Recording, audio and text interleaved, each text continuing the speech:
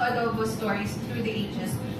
You wrote that to say that there are 7,640 recipes of our adobo is an understatement. So among the thousands of adobo versions that is out there, what is the most underrated, you think? Underrated or maybe not as popularly known yet, but everyone needs to try?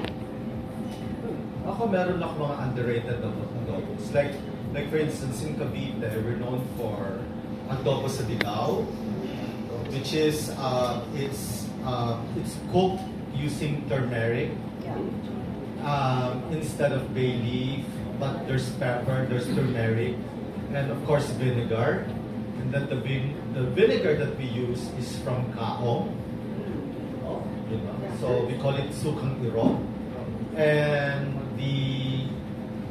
then the salting agent is not soy sauce, but patis. So it's light color.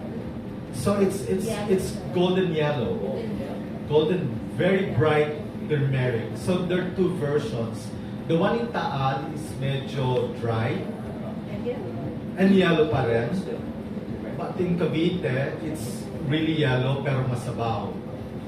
And it was attributed to Aguinaldo, because President Aguinaldo's one of his favorite adobo is adobo. You have to remember, Aguinaldo may be part of the revolution of our history, but he died in 1964 when I was like 1 year old. So I grew up in Cavite, and I knew the Aguinaldos, like of course the apos and the great grandchildren. And when they make this particular adobo, it's masabaw because according to the stories of the family, Aguinaldo wants his adobo masabaw because yung second wife ni Adobo, si Maria Agoncillo, is from Taal. So she brought from Batangas, so she brought all her maids, all her cocineras in the Aguinaldo mansion because she doesn't like Cavite food. Para siyang remember that story of the Medici, si Caterina de Medici. She brought her household staff to the court of Saint Louis XIV, Louis XIV, because she doesn't like French food, she likes Italian food. So parang ganon. Yung mga ganong story. Wow, love the context. I love the context there. With me, I think the underrated one is, I'm sorry, but sometimes I use apple cider vinegar and high quality soy sauce, but it really works, I mean, if you use high quality, it really works. So, that one, according to Club, it's too maasim. However, For me, it's less than the apple cider vinegar, ratio. Right. See, Sir Cloud? Yeah. Let's do a little experiment. Experiment. Hindi mo ba tinatanong ang underrated? Sa akin yung sa sinagot. As we move on, what is your next question? No, I wanted, when we were talking earlier, you said you could identify where a person is from based on how their adobo is. Do you want to try that? Sige. Adobo At na. random, Yeah. I will... Do we have a volunteer? Just describe your adobo. Yeah. With toyo, with achete, with like this. Is it Ayan, dry? si Is it Gemma wet? is Ganun lang. I don't want the exact recipe. It's just a description. Yes, a general description of how you like your adobo. My adobo has pineapple, Pineapple. boiled egg, Huh? Boiled egg. Boiled egg. mushroom, Mushroom. Very gizzard, Gizzard. Okay. Pero adobo manok siya. No, Yes. dapat nilalagay mo ng balon-balunan. and Nacho. and masabaw. Masabaw. Masabaw. Ano na to? Manira na yan eh. Kanya, ang ginawa na lang niya. It's a personal It's a personal one. How about Where are your parents from? Originally? Alabang. Alabang. Ano bang question sa Alabang? Anyway, Manila na, Manila. Manila. It's a personal adobo. It's a personal adobo. Something that's very unique to their region. Meron ba? Maybe, Yes. Ayan, meron. Casey, let's go. Ayan. Ito kasi yung recipe ng lolo ko. So, mura mo pa? Okay, yeah. yung adobo niya ma-oily. So, Oily. masebo, hindi siya masabaw. Tapos medyo tostado yung baboy. Yeah? Meron Nag-render yung fat. Oo, meron ding atay tsaka balon-balunan. Tapos simple lang, suka, bawang, toyo. Pero ang yung highlight niya is masebo. Pero masarap ulamin yung sebo. Exactly, taba. Ayun eh. That's the Lord. So, yes sir, your verdict. From where? Manila. Manila also. Bicol. Bicol. Bicol, the missing ano there is the kata. Wala kata. No gata. So, unusual. Where in Bicol? What part of Bicol? Pinoy na lang. Hindi na, baka dito na naman yung volcano. Medyo Or nag-evolve QC. through the ages. Yeah. Through the ages. Through the Yes. it does not fall within the Bicol.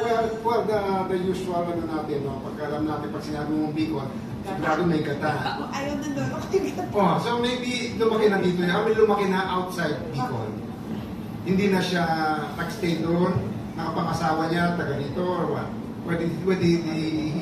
When you grew up having your lolo around, Manila na. Manila na. So yun siguro, iniwan niya. Ayaw niyang gata talaga. But you First can, time. the point is you can really tell, well, you can see how diverse adobo really is, right? And how personal it How really is. personal. Yes, very personal. Changes with the So in my family. case, para sa akin yung underrated, Yeah. Maxim na pata. Ayan.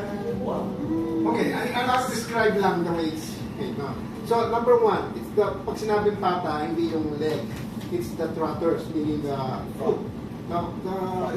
The hooks, the pupo sa paligid, sabi mo, magkano yung pupo per kilo? It's like 1/3 of the price of liempo nowadays. So, yung papakat mong ganyan, 1 inch thick, so round, no? Round. Ito yung natanggalin din ko paano that. So, you boil that in vinegar and water. Slow cooking, talagang matagal. Kung pressure cooker, mas madali. Dapat ito lang yung adobo, paksiw. So, going back, the word paksiw in itself, it may be the pre-Hispanic adobo. These are the original names that have been maintained over the centuries. Kasi na dumating yung paksiw na bangus, paksiw na anything na isda, paksiw na, by the way, why do we call paksiw na pata and not adobo pata, no? So yung pata na yan, covered with the skin. And then the inside, the ligament, the tendons, yung sticky part. So pag kinain, pag malambot na yung one, it's like literally gelatinous na yung part. Pag kinamay mo yan, gusto ko, yung talagang pag lumamig, didikit-dikit. parang ano ka? So gano'n. And that for me is a true, it's a good measure of like a real, you can say, well, nowadays, this is what they call the collagen. And collagen has been found to be beneficial to our health. And meaning, there's a positive part. So, forget about the cholesterol for the meat, no? From the pork fat and all that. You can skim off the fat. But what remains is the collagen from the skin, the ligaments, the tendon. So, tignan mo ngayon yung sa ramen. Ano yung nakadescribe sa broth? Collagen. Okay, that's all from the bones and the... So, what I'm saying is, yung pati kami ngayon matatanda, pinapainom ng collagen capsule. Well, kami, ako. So anyway, paano daw yun? Pampalakas tuhod, pampakinis ng skin. So, why do we need to drink those collagen capsules when you can get it from adobo, paksiw na adobo, meaning from natural foods? So, yun ang aking one. And you know, at least pag sinabing masabaw, in the olden days, I have an adobo story from Lanai Tabura from Hawaii. Third generation pineapple farmer, but Filipino. Halo-halo na yung kanyang heritage. May Cebuano daw, may Ilocano, ganyan. So mix up yung kanya, no? But third generation Hawaiian. The thing is, sa kanila masabaw. Kasi puro lalaki daw sila magkakapatid na apat. Kasang katutak na kanin. And requirement yung sabaw. So again, the sabaw is really the extended, no? Kinakunti lang daw yung meat nila, is the sabaw ang importante. So with the paksiw na bata, lagyan mo na mas maraming sabaw yun, talagang patay ang kanin. Patay na yung tiyan mo. Nagugutom na po ako. Gusto ulit po kami. Gutom kami ulit. Kaya ulit May adobo pa ba?